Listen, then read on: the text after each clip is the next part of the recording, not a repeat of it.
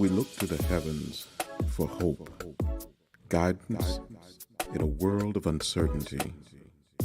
Within our universe, a mighty star shines bright over us and reflects itself to enlighten our darkness. It is from that star that our very molecules are born, boundless and bright. That mighty star commands a universe of stars that bear witness to our history and are attached to our ideas of the future. In these stars, we find our beginnings. In these stars, we learn of our endings.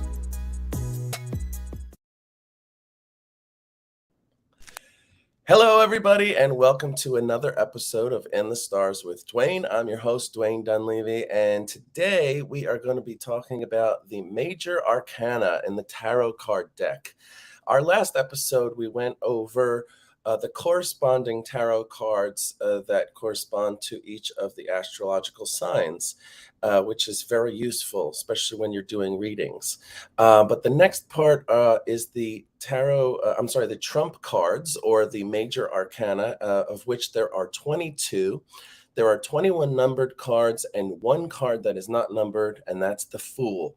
Now, the idea behind the major arcana is that it is all of the cards that refer to life happenings, instances, changes in life, karmic changes, and it all is based on a story of the Fool. Now, the Fool is the first card in the major arcana, and it's the only one that's not numbered.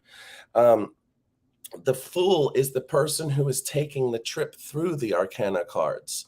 So the Fool represents fresh beginnings, naiveness, innocence, and a free spirit. And that is the entity which takes its trip through the major arcana. The next card, which is one of my favorite cards, is the Magician. It's also numbered number 1. The reason it's my favorite card is because it has all of the symbols of every card. It's got the pentacles, the cups, the wands, and as you see here, he is pointing upward. The Magician is pointing upward, and this is all about creativity, willpower, manifestation, the magic that creates things in life. So that obviously can mean a lot of great things, especially when it comes to a reading. But a reading is only based on what the card before and after are and the feelings that you get. We talked about this in the last episode as well, about how to connect with the feelings along with the meanings of the cards. Just the meaning is not just what you would give out in a reading. So the next card is the High Priestess, card number 2. And the High Priestess is about intuition, inner voice, the unconscious. This also can have a lot to do with spirituality. If you look this card up, you can find out all of the details. Boaz and Joam are the 2 pillars here. And you can find out a lot about this card, but those are the basic meanings behind it. And for me, it always usually means some type of inner spiritual existence or occurrence. The next one is number 3, the Empress. The Empress is the card of fertility. You can see all over her robes, there are the female symbol. Nature, Mother Nature, also pregnancy. This one will come up if somebody is going to be pregnant, or a couple or family is going to have a pregnancy in the near future. The next one is number 4, and that is the Emperor. This one's a little bit interesting because if you remember from the last episode, this card represents Aries. And as you see, we have the goats, the rams. The goats are Capricorn. The rams, the color red in his robes. This can also mean dominance, those types of things, control, authority, structured, regimented. Those types of ideas and feelings are what you get from the Emperor card. Next, card number 5 is, oops, I dropped it. Card number 5 is the Hierophant. The Hierophant is, as you can see, also has somewhat of a spiritual meaning, but it can also mean about authority, tradition, morality, ethics, adhering to tradition, those types of things. If you look at his fingers, they're in this position, which usually means that things are not always as they seem. That also has other meanings, which you can look up. There's a whole plethora of information on that one symbol that you can check into if you're interested in the cards. Next, we have number 6, the Lovers. This is a great one because this one represents, of course, love, but it also represents symmetry, partnership, duality. This can come up with businesses in terms of business partners. It can also show, the balance in other areas, not just in romance, but also in business and those types of areas. Next is number 7, and this one is the Chariot. The Chariot comes up a lot for some reason in a lot of readings. And the Chariot means control, orientation, direction. It can also mean willpower. And this is sometimes comes up when there's a change of direction in someone's life or an upcoming change of direction. This is the card that can let them know that they need to prepare for that change. All right, next we have number 8, and the number 8 is the Strength card. As you can see, it's got the lion in there. Again, we see the figure 8 above the person. This is eternity.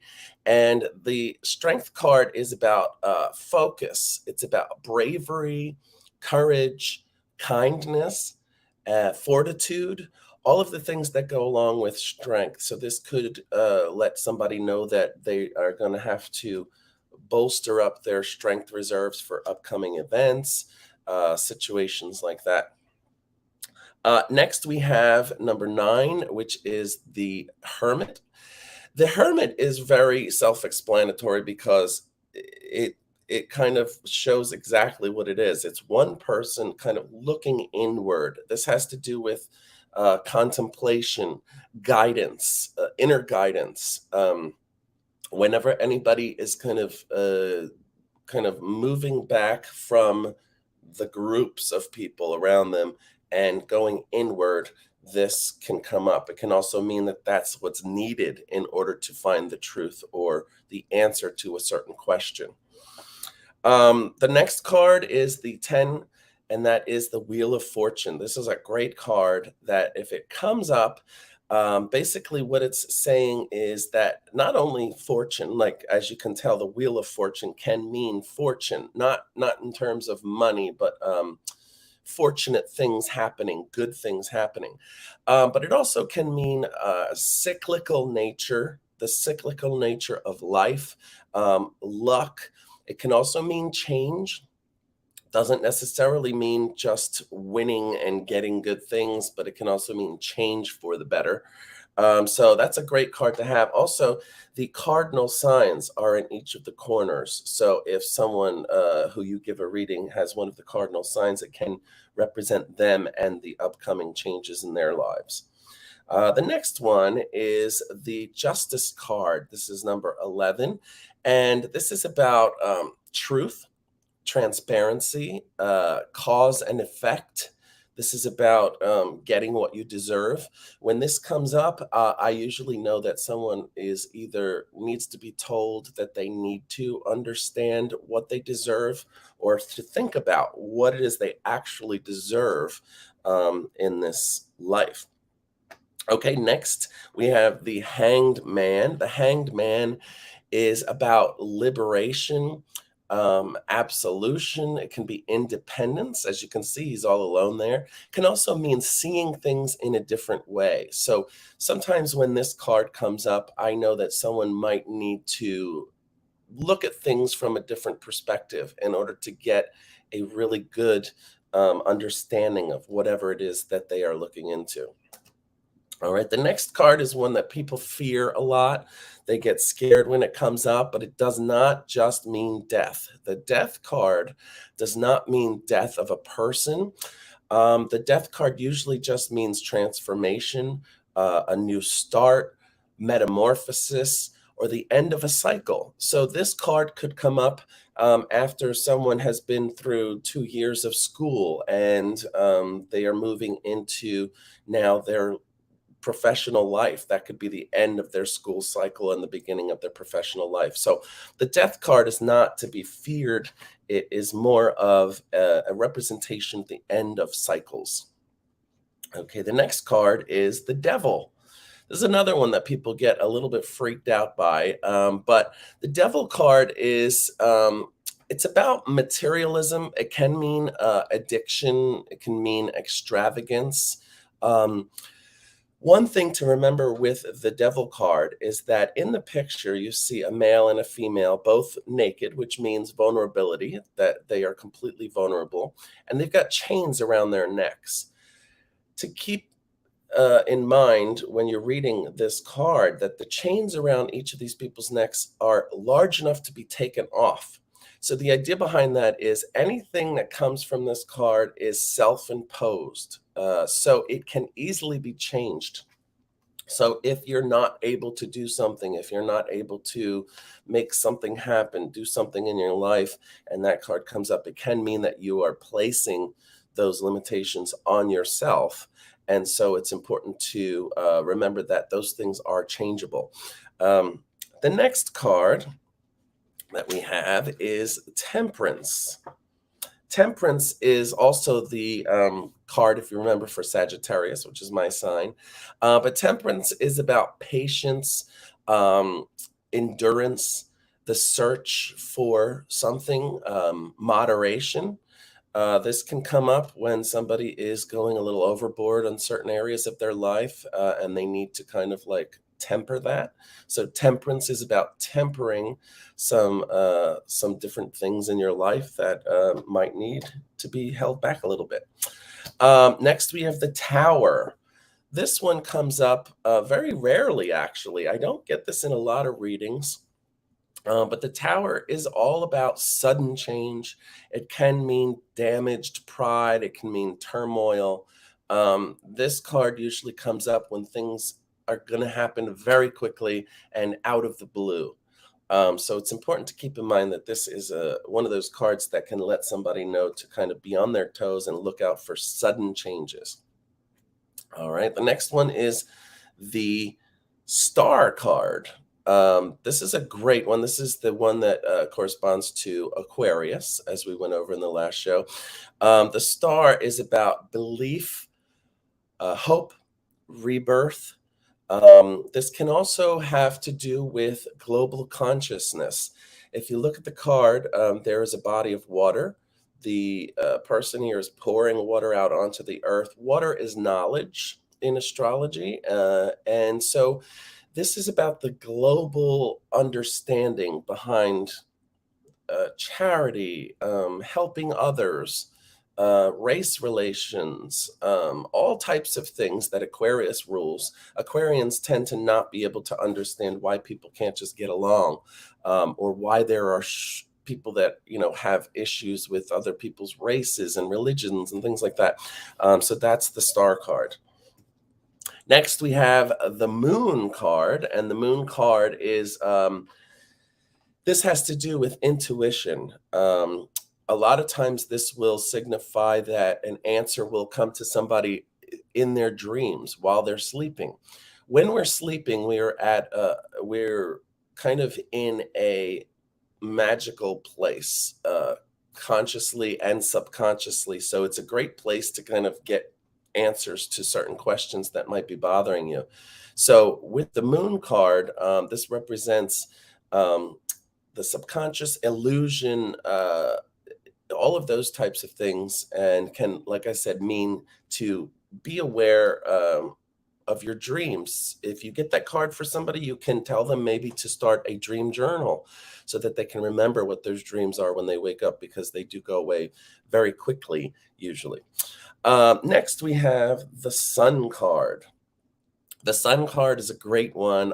It's about happiness. It's about triumph, festivity, success. If this card comes up and someone is asking about, are they going to get a job? Is that house that they're looking at going to become available? This is the card of success, happiness, joy. So this can signify that, everything is going to end up going their way. Next, we have the Judgment card. The Judgment card is about awareness, awakening, reckoning. It is about absolution, about self-absolution. It could mean that you need to forgive yourself for something that has happened, or it could mean forgiveness for someone else. But keep in mind that the people in the card are gray people, which signifies that they have died and come back. So they have a certain wisdom that is gained through death and then through wisdom. So sometimes this card can mean that your guardian angels or the universe is looking out for you, that they know what is best for you, and that you need to follow the signs and symbols. So Judgment is a good card to have. Doesn't mean you're being judged. It means that that the people that have died and gone to heaven in your group of angels is looking out for you, and that you can feel that there is protection around you. All right. And the final card in the major arcana is the World card. Now, this card usually means harmony, peace. It can mean completion or fulfillment, wholeness, or it can also mean travel. Sometimes when this card comes up, I also get the feeling that it means a change in environment. So this can mean a move is coming, or that a move is needed, or that a change of the environment is what's needed. So the World card can signify change, whether it be internal or external, but more on the external side. And there are oftentimes meanings of cards upside down, reversed, or upright. I tend to not go with the reversed meanings because I feel like there's no need to focus on those things. It's better to focus on the upright meanings. And that when I do readings and these cards come up, I usually get a pretty clear picture or feeling of what needs to come across. So keep in mind that anytime that you're reading cards for somebody, that you don't want to just stick to these meanings that we went over today of, in black and white and fast and hard. You want to make sure that you are connecting those meanings and then connecting them with your intuition and your feelings behind what is coming out during that reading. Before I started doing tarot card readings, I was doing energy readings. And so I didn't have the tools of the tarot cards. I only went with those emotions and feelings that I got in the moment. Now, using the cards are a tool that help me to really focus on those energies and those ideas.